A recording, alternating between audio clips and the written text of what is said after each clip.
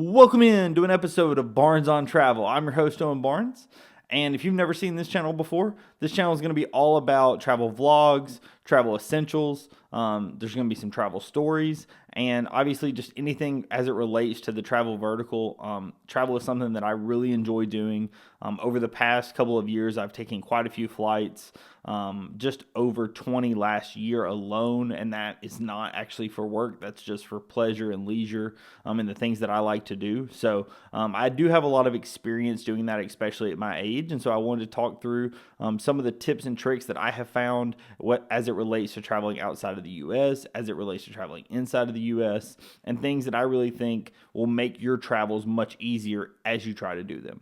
So first thing I'm actually going to talk about in this episode is something that's a little unique, and it's something that I wanted to talk about because one of the airlines that I've been using a lot over the past few years, I no longer think I'm going to be using. And I think it's something that may relate to some other people as well. So I wanted to talk about that. We can have discussion down in the comments. If anybody else has any thoughts, comments, concerns about this, please put them down in the description. This is something I'm very curious about, if your opinions are the same as mine. What we're going to talk about is Southwest Airlines. Southwest Airlines, for those of you that are unaware, is looking to change their policies at a couple of different measures. And with those policy changes, I don't think that they're the airline that I'm going to want to fly for some domestic travel here moving forward. And I think there's three major reasons why, and we'll go through those in this video. The first one is I think it's their check bag policy, right? For those of you unaware, Southwest Airlines has for the past few years, and as far as I can remember, had a check bag policy that is 2 free bags fly no matter what. Right? No matter what tier you purchase on Southwest Airlines, you got 2 free check bags. The benefit to this is Southwest is considered a budget airline, right? Not completely as low down as like a Spirit or Frontier, but it's definitely a more budget airline.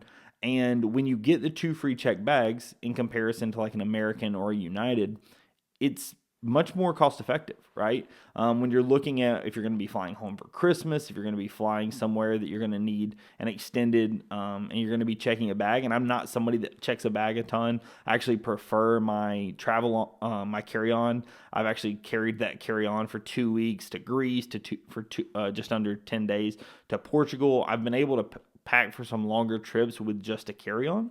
But for those of us that, either travel during the winter time and you have to bring coats and extra shoes, or maybe you travel around Christmas time and you're going to be bringing some additional check bags, that's the benefit of the Southwest, right? Southwest for the past while has always allowed those, and it's something that really allowed me to choose Southwest with confidence, right? I knew that if I wanted to fly and I wasn't sure if I was going to fly to a place and need to bring anything back, I could always check it with Southwest. It didn't matter. I always got 2 free check bags. So it was always an airline that I would recommend to a friend. It was an airline that I would, of course, fly myself.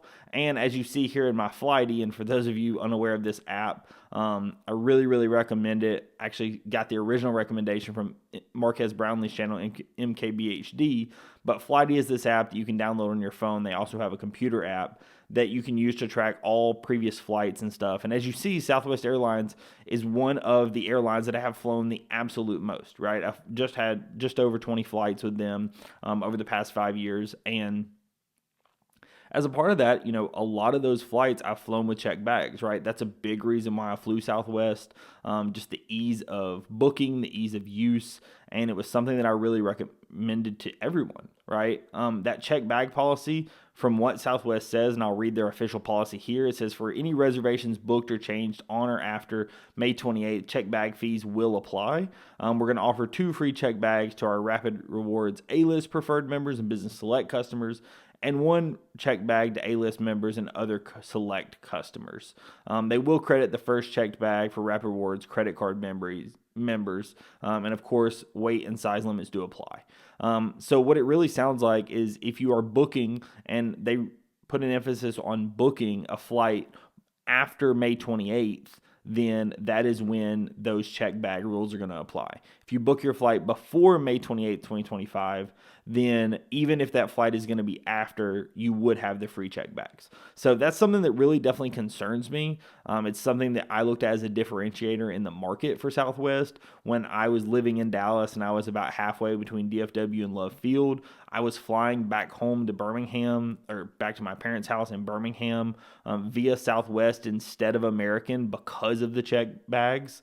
That was something that was a differentiator for me. That's something that is definitely a problem for me moving forward, because if the prices are equal, and we'll talk about some of the other reasons why, but if prices are equal, I don't think Southwest has as good of a product moving forward, right? So reason number 2 that I think that I have a problem with Southwest is their other policy change they're going to be doing. This is a little bit later policy change, but it's their open seating policy, right? For those of you unaware of Southwest, for as long as I can remember, again, has had a policy on seating where they seat A1 through 60, B1 through 60, and then C to the end. And for those of you unaware with how that worked, you could either pay to be in this section A1 through 15, where you got priority boarding for like an extra $20, or at the 24 hours before your flight, you could check into your flight. And when you checked into your flight, that automatically gave you a boarding position. And that was a letter followed by a number. So A1 through 60, B1 through 60, etc. And based on that number, you would choose your seat accordingly, right? So as long as you were okay with getting online 24 hours before, and you would time it, put a calendar invite on your phone, put a timer on your phone, make sure you got on exactly 24 hours before.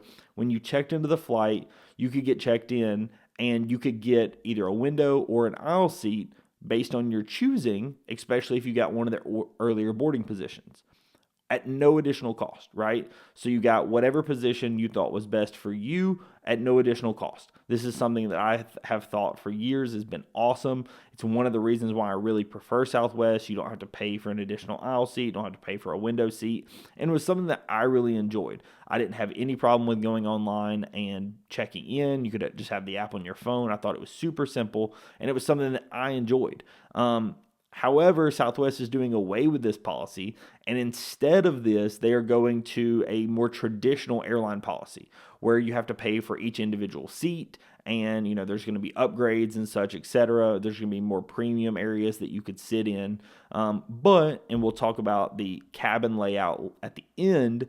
The way Southwest planes are laid out, I don't know that this is as beneficial to me or as important to me as it is on some other airlines, right? Southwest, if you're unaware, is a 737 that has 3 on each side and does not really have a more premium area. So I don't think that I would want to have to pay for a different seat assignment or have to pick my specific seat, because one of the benefits of Southwest is even if I booked last minute, I could even put, as long as I went online and got my boarding group set up, I would get the position that I wanted, and I could sit in a window or an aisle seat depending upon what I wanted for that specific flight.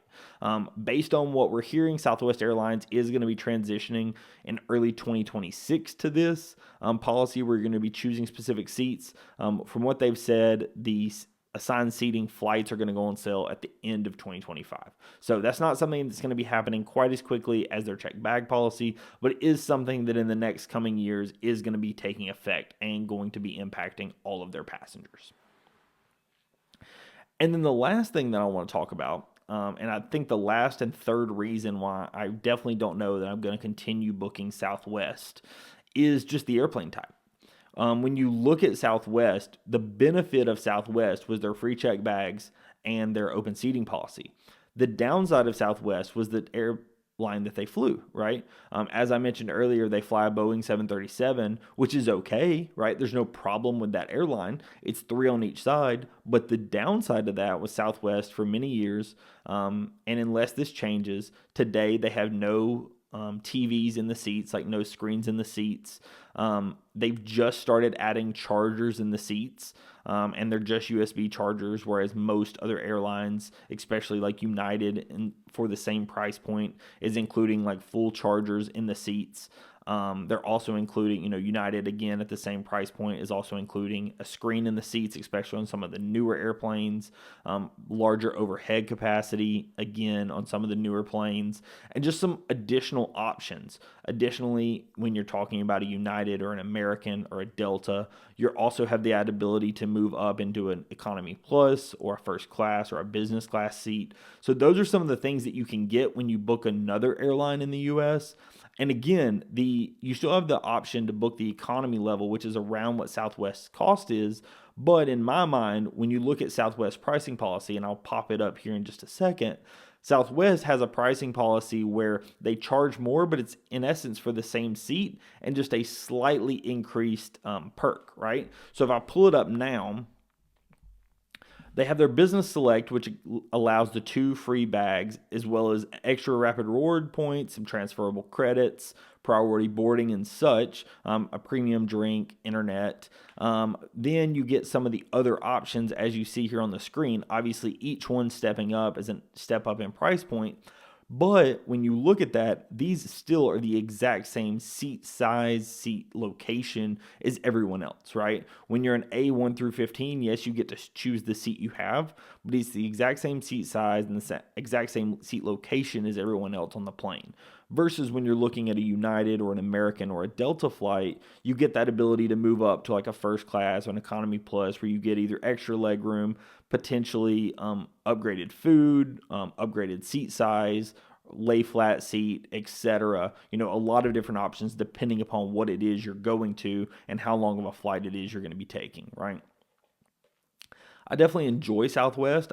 I've had a pleasure flying with them quite a lot, but I do think the changes that they're making is a major issue. I think that it stops differentiating them in the market. I think for years, people have looked at Southwest as an airline that they could trust, as an airline that has, kind of had its customers back, and is an airline that you definitely can recommend to a friend, because I look at Southwest as an airline that I've never never really had a bad flight with. I preferred their ability, flying out of Birmingham. I like that they flew a 737 versus United and American on occasion will fly the smaller express planes. So I definitely enjoyed the flight size. But when I'm looking at a Southwest in comparison to some of the other options out there, now when I'm going to have to pay for an open seat and choose the seat that I'm looking to pay for, when I'm also going to have to pay for that checked bag, if there is a flight that I'm going to be flying on that has a checked bag, or that I'm looking for a different seat, I just don't think I'm going to gravitate towards Southwest. Maybe there's still an option where if I don't care about the seat, I'm not flying with a checked bag, maybe I will fly Southwest. But I definitely think that overall this is going to decrease the amount of flights that I take on Southwest. And it's something that I really wish they wouldn't have done. I'm not sure who recommended them to do this, but there's been a lot of pushback online. And this is something that I do think as a whole is going to hurt them long term, because when you look at the differences in Southwest, American, United, Delta, Southwest was thought of as an airline that had some differentiators in the free check bags and the boarding policy. And now that they don't have those, it's something that's really going to hurt me. Why should I recommend Southwest over some other airline? Maybe they have better customer service. Sure, but I don't know if that's even truly the case. I've had some really good customer service at United and others. So that is something where I definitely would have some issues saying what is their differentiator in the market. So that is my concern when I'm looking at Southwest. Like I said, wanted to make this quick video to talk about this.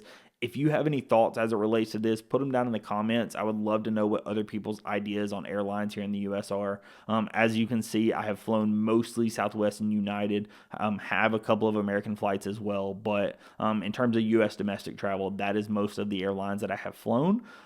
Thank you so much, everyone, for watching. Like I said, I would appreciate the support down in the comments, and I will see you on the next episode. Peace.